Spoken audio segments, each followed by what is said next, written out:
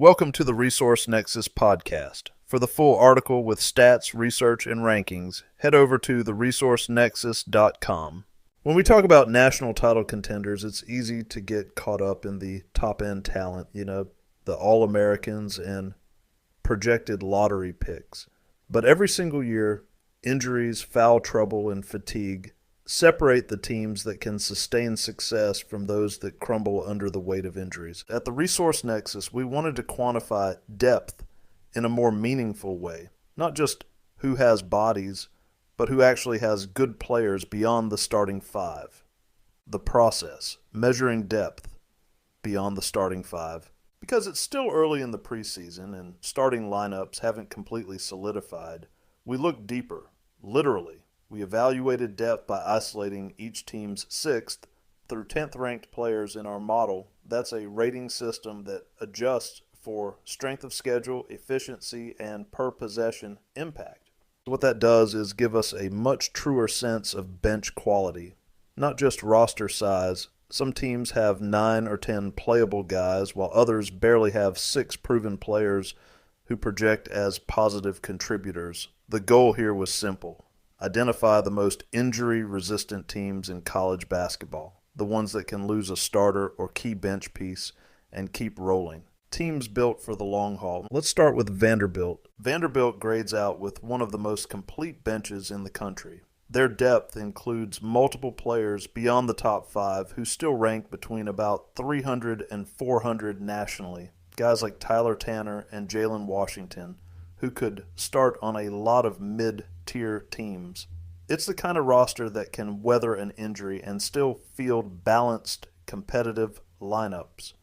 Looking at their national rankings overall in our model, 10 players in the top 390. They even have an 11th in the top 700 redshirting. Devin McLaughlin comes in at number 24 in the country, and then the bench. This is where Vanderbilt's real strength shows up. Tyler Tanner at number 314, Jalen Washington at 342, Mason Nicholson at 366, Mike James at 384, and A.K. Okereke at 390. That's a deep rotation with legitimate production throughout. You could mix and match those lineups all season and still have quality on the floor. Vanderbilt might not have multiple future NBA lottery guys, but they're built to last through the grind of a long college season, and that's what makes them one of the most complete injury-proof teams heading into the year. Next up, Texas A&M. Few teams in the country combine bench quality like the Aggies. Their second unit alone could probably rank as a top 100 team on its own. Marcus Hill might come off the bench, and this is a guy who's already proven himself. He's put up 20 points per game and 5 rebounds per game at the Division I level before. Last year, he averaged 11.5 points and just under 4 rebounds per game, with a PER of 16.3 in the ACC. And get this, he might realistically be used as their 9th man. Then there's Ali Abdel-Diba, another big-time scorer. He averaged 18 points and 5 rebounds per game in the Missouri Valley Conference, and he's likely buried deep in the bench rotation.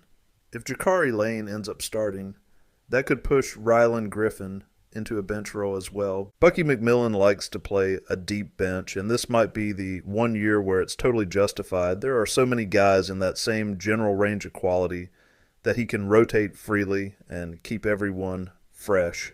He's got the kind of flexibility most coaches would kill for, and it's impressive considering he took the job later in the cycle and still managed to build this kind of depth. Honestly, there are players all the way down to the 14th spot on the roster, all capable pieces who could earn minutes. This is a roster stacked from top to bottom.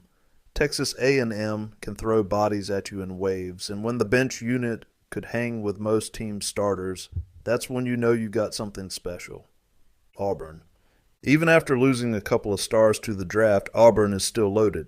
Abdul Bashir might be coming off the bench, and he averaged 27 points per game in junior college. Philip Jovic, who averaged 12 points per game in the ABA, comes in ranked 125th nationally in our model. There aren't as many proven players on this roster compared to others, But the quality here absolutely carries the day. This is a bench full of guys who can step up and deliver. Arizona. And finally, we've got Arizona, a team whose depth might actually be its biggest weapon this year. If all that freshman talent performs even close to how it's projected, this roster gets scary deep, really fast. Just think about it. They might bring Toby Awaka off the bench. That alone gives you a superstar level backup. No matter who's starting, someone with legitimate credentials or international experience is coming off the bench. Veterans like Anthony Del Orso or new international additions like City Guy and Ivan Karchenkov all rate as strong rotation players. In a season where foul trouble or fatigue can swing a Pac-12 game, the Wildcats have a luxury most teams don't.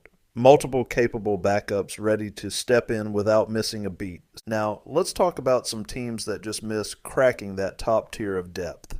Squads that might not be quite as complete as Vanderbilt or Texas A&M, but still have benches good enough to win big games when it matters. Louisville. The Cardinals have high-end bench talent, whether it's Isaac McNeely or Adrian Woolley, coming off the bench depending on who starts, plus Ali Khalifa. All of them rate near that 3.0 mark in our system. Unfortunately, the way Pat Kelsey tends to overplay his bench, particularly the 9th and 10th men where the talent drops off, can be a problem. The only time his teams have really clicked at their talent level was actually when injuries forced him to shorten that rotation. It's taking those 8th through 11th men away from him. Sometimes less really is more. Illinois would probably be firmly in the top 5 on this list if not for the injury to Ty Rodgers. Before his setback, had 3 bench players rating around that same 3.0 mark, all within the top 275 nationally. David Merkovich, Ben Humrikos, and Rodgers himself. Even without him, Illinois still ranks highly for depth quality, but his absence really shows how fragile balance can be. And here's the kicker. If Ben Humrikos ends up starting again this season, that means Zvonimir Ivasic will be coming off the bench. He's ranked number 116 in our model. That's a wild luxury to have sitting in your second unit, Kentucky. Kentucky's bench is a mix of raw talent and massive potential. Freshmen like Jasper Johnson and Malachi Moreno, plus players with experience on championship rosters like Denzel Aberdeen, could headline one of the more intriguing second units in the country. Depending on how the starting lineup shakes out, that bench could be full of future breakout stars. The Wildcats' upside remains enormous if even 1 or 2 of those young guys exceed expectations. North Carolina, if you're going to roll out a $14 million roster, you better have real depth, multiple playable options even beyond your top 5. And to their credit, North Carolina does. Some of those options might be a little questionable, but there's plenty of highly recruited freshmen and proven rotation players filling out the bench. Jaron Stevenson and Jonathan Powell both grade well in our system for 7th or 8th man roles and bring lineup flexibility at multiple positions. The Tar Heels have a solid mix of youth and experience, something that usually pays off late in the season. I actually wrote recently about what I might have done differently with this roster, but to be fair, the bench is still very respectable. St. John's, Rick Pitino's group, and one of the better guard-heavy benches in the country. Ozia Sellers, who grades out near that 2.7 range, leads a deep mix of perimeter players that can plug in without a big drop-off. If he's your 7th best player and still a proven top 300 type, you're in great shape. I don't see quite the high-end ceiling that some people project here, but the floor is rock solid. And looking at their national rankings, the top of the roster stacks up really well. Zuby Ejiofor comes in at number 23, Dylan Mitchell at 92, Bryce Hopkins and Ian Jackson right around 114 and 115. Joson Sanon ranks 270. Aaron Scott at 282. Ozia Sellers, the heart of that second unit, is number 306. Then Dylan Darling at 510. Simeon Wilcher at 641. And Kevin Odie at 719. That's a deep competitive roster from top to bottom. And in typical Patino fashion, you know those guards are going to play fast, defend hard, and pressure the ball all game long. Even if the ceiling isn't Final Four high, the floor is built like a rock. Let's move on to some teams that really exemplify the plug-and-play approach. Rosters built to weather the grind of a full season. Houston, Kelvin Sampson's teams are built on toughness and defense, and this year's depth fits that identity perfectly. Kingston Fleming's headlines a bench group that also includes Jacob McFarland and Khalifa Sacco. Houston's system relies on energy and rebounding, and having multiple interchangeable guards and forwards ensures there's almost no drop-off when the bench is called upon. This is a roster designed to absorb wear and tear over the course of a long Big 12 schedule. It's probably the most plug-and-play system in the country, so you really have to trust Sampson here, even if on paper a lot of this depth is more projection from freshmen. He gets his type of players, and somehow he never misses a beat. And yes, it also stands to reason that a top two team should have a solid bench, but I still have a few more questions than I did last year. USC might not have the same star power they had last year, but they might actually be deeper. Multiple players form a solid second wave behind a talented starting five. This is arguably the deepest Trojan roster in recent memory, capable of mixing and matching lineups depending on matchups. This is what Eric Musselman does best. Take a bunch of talent, then let the best man emerge and win the minutes. And if you've got guys like Jaden Brownell or Jacob Kofi outside your top five, you're in pretty solid shape.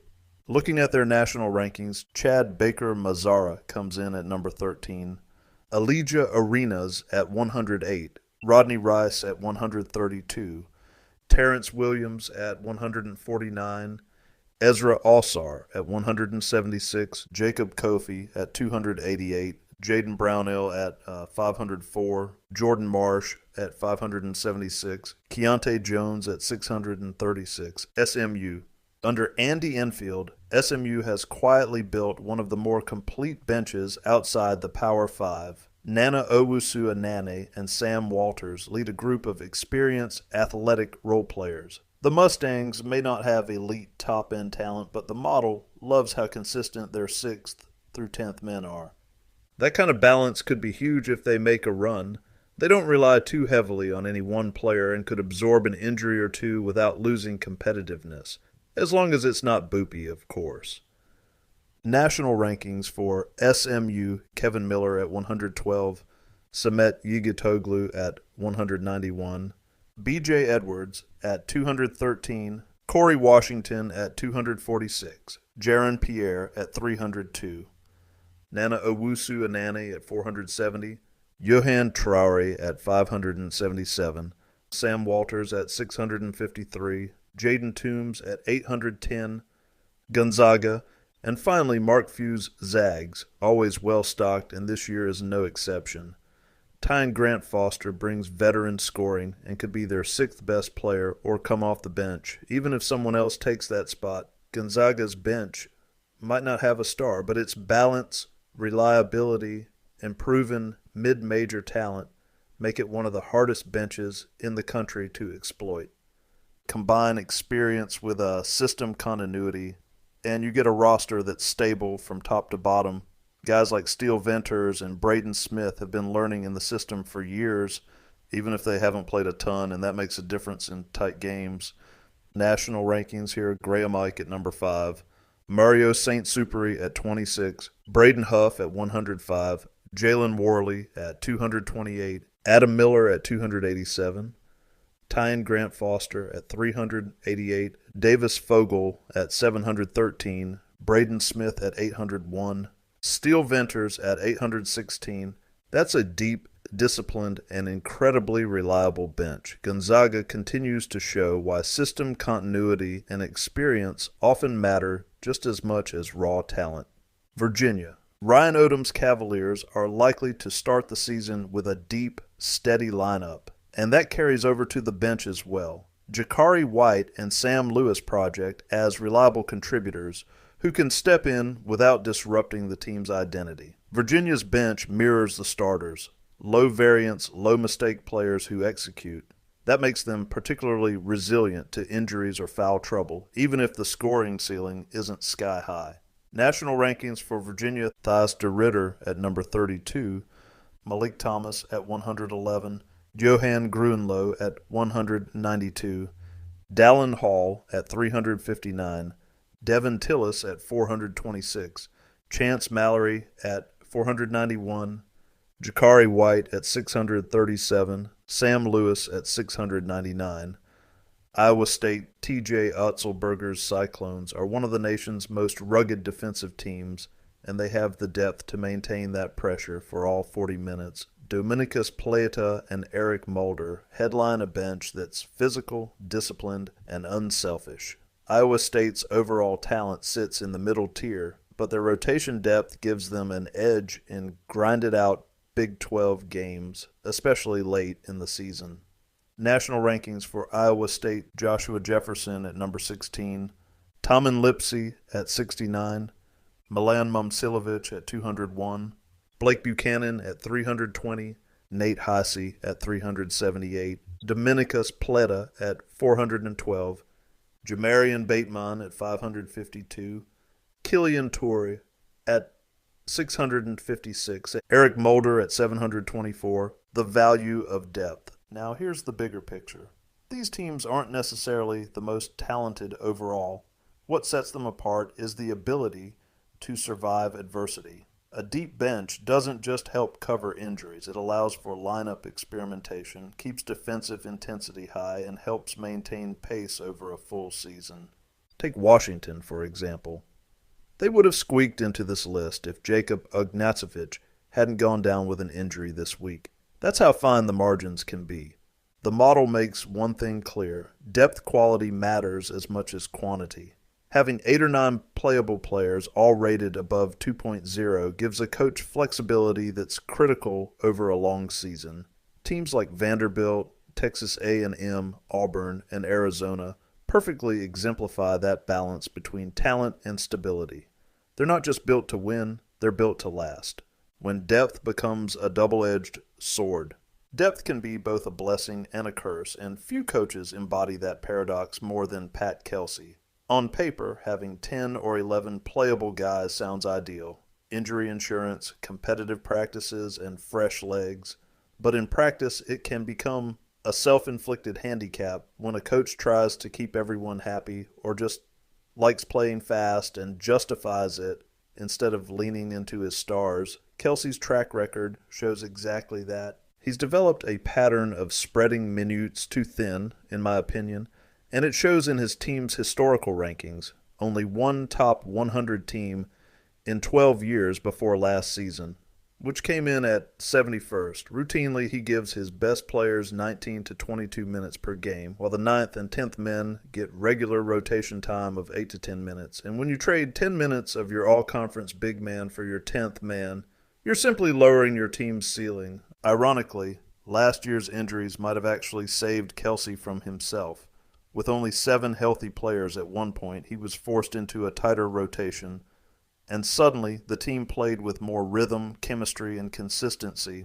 Players like Ante Brzovic and DJ Burns, who had previously been trapped in sub-20-minute roles, started producing like the stars they actually are. Louisville didn't have the luxury to overthink lineups, and the results spoke for themselves. They played freer, without constantly worrying about being pulled after a single mistake, and the offense flowed naturally. It's a reminder that sometimes less really is more. This isn't an isolated pattern. At College of Charleston, Kelsey's teams often went 10 or 11 deep, even when the talent drop-off after the top 5 was steep. Those extra minutes for the bench came at the expense of his best players, a recipe for underachievement when rankings and tournament seeding depend on maximizing win margins. It's not that Kelsey can't coach and his teams play hard and deep, but he's often too democratic with his minutes in a sport that rewards hierarchy. When you have an all-conference player like DJ Burns or Brzovic, you don't cap them at 15 to 20 minutes a night. DJ Burns, for example, was all Big South one year, playing 15.7 minutes per game. You let your best guys carry you, not your 11th man. Injuries at Louisville forced the rotation last year, but without them, history suggests he'll revert to overmanaging depth and underplaying his stars. The classic case of depth becoming a double-edged sword. Final thoughts. It's easy to focus on stars when predicting success, but as every March reminds us, one ankle turn or foul-prone big can change everything.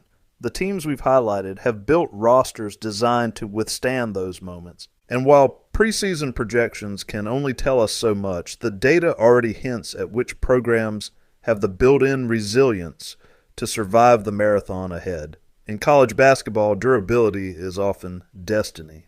And these benches just might be what separates contenders from pretenders.